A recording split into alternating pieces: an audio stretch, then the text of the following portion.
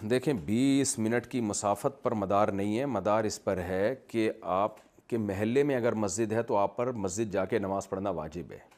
اور محلے کا مطلب کیا ہے؟ یعنی آسان سے اس کی کیلکولیشن یوں کی جا سکتی ہے کہ اگر خاموشی ہو اور بغیر اسپیکر کے مسجد کا مؤذن مسجد کی چھت پہ یا مینار پہ کھڑے ہو کر اذان دے تو آپ کے گھر تک اذان کی آواز پہنچتی ہے کہ نہیں پہنچتی؟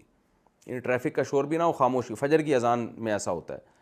اگر مسجد کا مؤذن مسجد کی چھت پہ کھڑا ہو کر اذان دے فجر کی اذان وداؤٹ اسپیکر، تو آپ کے گھر تک آواز پہنچ رہی ہے کہ نہیں پہنچ رہی؟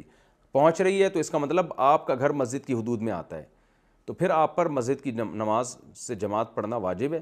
اور اگر وہاں تک آواز نہیں پہنچتی تو آپ کا گھر مسجد کی حدود سے باہر ہے، تو پھر آپ پر مسجد میں حاضر ہونا واجب نہیں ہے، لیکن محرومی بہرحال ہے، کیونکہ 25-27 گنا زیادہ ثواب ہے جماعت کی نماز کا۔ اور حدیث میں آتا ہے تمہارا گھر مسجد سے دور ہوگا تمہیں ثواب اتنا زیادہ ملے